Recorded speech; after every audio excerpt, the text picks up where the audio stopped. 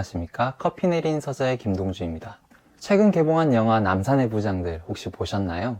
이 영화의 주인공 김재규에 대한 평가가 엇갈리고 있습니다. 여러분은 김재규를 어떻게 생각하시나요? 김재규는 1979년 10월 26일 박정희를 총으로 쐈습니다. 이를 두고 누군가는 유신체제를 끝낸 영웅이라 치켜세웁니다. 그런데 만약 그 이후로 유신체제가 끝나지 않았다면 그를 영웅이라 할 수 있을까요? 2019년에 나온 이상록 선생님의 논문 1979년 크리스찬 아카데미 사건을 통해 본 한국의 인권 문제라는 논문을 가지고 자세히 얘기해 보도록 하겠습니다. 제가 앞에서 유신체제가 끝나지 않았다 라고 말한 이유 궁금하시죠? 먼저 1979년 크리스찬 아카데미 사건을 설명드릴게요. 크리스찬 아카데미, 줄여서 크아라고 할게요. 크아는 선교 활동을 하고 있는 교회 조직이었습니다. 1965년에 만들어졌고요. 유신체제 하에서 빈부격차, 양극화 문제를 해결하기 위해서 활동했죠. 국가의 감시가 일상이던 시절에 크아는 정권의 눈엣 가시였습니다. 선교단체였던 크아가 정권의 눈엣 가시였던 이유는 뭘까요? 바로 이들이 농촌운동, 노동운동, 그리고 여성운동 지도자들을 양성하는 프로그램을 운영하고 있었거든요. 인권을 외치는 그 어떤 표현도 금지되었던 유신체제 시기, 시민들에게는 지도자가 반드시 필요했고 이런 지도자를 키워내는 프로그램을 크아 소속 간사들이 목숨을 걸고 진행하고 있었죠. 그런데 1977년에 들어서면 정권의 핵심이라고 할 수 있는 중앙정보부에서 이미 그 크아에 대한 뒷조사를 하고 있었습니다. 당시 정부 내부 문서를 보면요, 크아 교육을 받았던 교육 이수자들의 인적사항, 인간관 그들의 동향, 이런 내사 결과를 철저히 체계적으로 관리를 하고 있었습니다.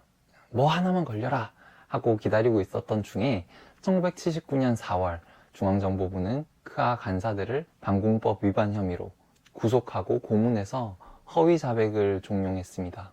얼마나 잔인했는지 그 당시 고문을 받았던 크리스찬 아카데미 간사 이유재의 증언을 볼까요? 몽둥이로 때리고 야전 침대 강목을 무릎 사이에 넣고 양쪽에서 밟으며 야전 침대봉이 부러지니까 담뱃불로 지지고 벽에 세워두고 주먹으로 가슴을 쳐서 숨을 못 쉬어 골병이 들었다. 이렇게 잔인했던 중앙정보부, 김재규는 그 중앙정보부의 수장이었습니다. 중앙정보부를 비롯한 유신체제의 하수인들은 이런 눈엣 가시만 제거하면 정권이 계속 유지될 수 있을 거라 생각했습니다. 그러나 상황은 반대로 흘러갔습니다. 크아 간사의 가족들과 한국교회협의회는 이들을 구해달라는 호소문을 발표했습니다. 그러자 세계 교회 조직에서 나서서 이들에 대한 고문 사실, 그리고 이들에 대한 유죄 판결, 이런 것들에 대해서 박정희 정권이 종교를 탄압하고 인권을 탄압하고 있다는 얘기를 발표했습니다. 이와 더불어서 청와대, 미국 의회, 그리고 미국 백악관 이런 곳에 이 문제를 시정해 달라는 압력을 넣기도 했죠. 이 사건 피해자들에 대한 불법 연행, 구속, 고문, 유죄 판결 등 부당한 처사를 시정해 달라는 압력을 넣기도 했죠. 그리고 또 한편에서 미국의 카터 행정부는 크아 사건을 비롯한 이런 인권 문제를 그대로 방치할 경우 한국에서 주한미군을 빼겠다 이렇게 밝혔죠. 당시 북망쟁으로 대내적인 위기를 겪고 있었던 박정희 정권에게 이러한 대외적인 압력은 정권의 위기를 증폭시켰습니다. 결국 크아 사건을 비롯한 독재 정권의 인권 유리는 박정희 정권이 스스로 붕괴하는 원인으로 작용했던 겁니다.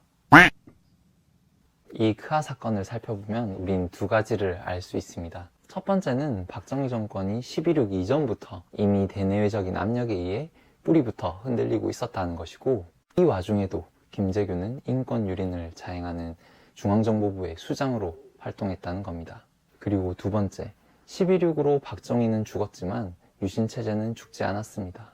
이걸 단적으로 보여주는 게 1979년 유신체제 하에서 유죄 판결을 받았던 크아 간사들은 11.6 이후 1980년 신군부 하에서 여전히 재차 3차 유죄 판결을 받았습니다. 이들 외에도 빨갱이로 몰렸던 무고한 시민들이 유죄 판결을 받았죠. 일각에서 김재규는 유신체제를 끝낸 영웅으로 평가받지만 유신체제는 끝나지 않았습니다. 더군다나 독재자를 암살하는 그 순간마저도 뒤에서는 중앙정보부를 손에 쥐고 무고한 이들을 탄압했던 그를 영웅이라 평가할 수 있을까요? 김재규에 대한 여러분들의 생각 댓글로 부탁드립니다. 지금까지 커피 내린 서재였습니다. 감사합니다.